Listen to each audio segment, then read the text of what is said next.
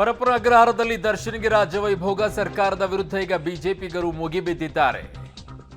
ದರ್ಶನ್ ವಿಚಾರದಲ್ಲಿ ಸರ್ಕಾರದ ವಿಫಲತೆ ಇದೆ ಅಂತ ವ್ಯಾಖ್ಯಾನ ಮಾಡ್ತಾ ಇದ್ದಾರೆ. ರೌಡಿ ಶೀಟರ್ಗಳ ಜೊತೆಗೆ ಕೂತಿರೋದು ಸಾಕ್ಷ್ಯ ನಾಶದ ಪ್ಲಾನ ಅಂತ ಕೇಳ್ತಾ ಇದ್ದಾರೆ. ಸರ್ಕಾರದ ವಿರುದ್ಧ ಬಿಜೆಪಿ ವಾಗ್ದಾಳಿ ಮಾಡ್ತಾ ಇದ್ದಾರೆ. ಬಿಜೆಪಿ ನಾಯಕರುಗಳೆಲ್ಲ ರಿಯಾಕ್ಟ್ ಮಾಡ್ತಾ ಇದ್ದಾರೆ. ವಿಚಾರದಲ್ಲಿ ಏನು ಮಾತನಾಡಿದ್ದಾರೆ ನೋಡೋಣ. ಇದರಲ್ಲಿ ಸರ್ಕಾರದ ಫೇಲ್ಯೂರ್ ಇದೆ. ಈ ಹಿಂದನೂ ಸಹಿತ ಅನೇಕ ಕಡೆ ರಿಪೋರ್ಟ್ ಆಗಿತ್ತು. ಕಾಂಗ್ರೆಸ್ಸಿನ ಅನೇಕ MLAಗಳು ಮತ್ತು ಕೆಲವು ಮಂತ್ರಿಗಳು ಅವರನ್ನು ಸಂರಕ್ಷಣೆ ಮಾಡಲಿಕ್ಕೆ ಪ್ರಯತ್ನವನ್ನು ಮಾಡ್ತಾ ಇದ್ದಾರೆ ಅನ್ನುವಂಥದ್ದು ಭಾಳ ಕಡೆ ವರದಿ ಆಗಿತ್ತು.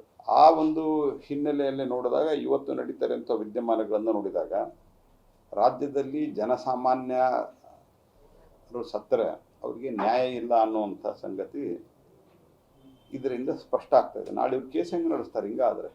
ಮತ್ತು ಈ ರೀತಿಯಾದಂಥ ಇದರಲ್ಲಿ ನನಗೆ ಅನ್ನಿಸ್ತದೆ, this is my personal feeling. ಈಗಾಗಲೇ ಸರ್ಕಾರ ಸ್ವತಃ ಉಪಮುಖ್ಯಮಂತ್ರಿಗಳು ಹೇಳಿದಾರಲ್ಲ, ಅವ್ರು ನಾನು ಭೇಟಿ ಮಾಡಿದ್ದಾರೆ, ನನ್ನ ಸಹಾಯಕ್ಕೆ ಬಂದಿದ್ದರು ಅನ್ನೋ ಹೇಳಿಕೆಯನ್ನು ನಾನು ನೋಡಿದ್ದೀನಿ. ಇವತ್ತು ಆ ಜೈಲುಗಳು ಮೊನ್ನೆ ತಾನೇ ಒಂದು 4-5 ದಿನದಿಂದ ಇಡೀ ಜೈಲಿಗೆ ರೈಡ್ ಆಯಿತು. ಪೊಲೀಸರು ರೈಡ್ ಮಾಡಿದ್ರು. ರೈಡ್ ಮಾಡಿ ಅಲ್ಲಿರೋ ಏನೇನಿದೆಯೋ ಮೊಬೈಲ್ಗಳು ಎಲ್ಲ ಸೀಸ್ ಮಾಡಿದ್ರು.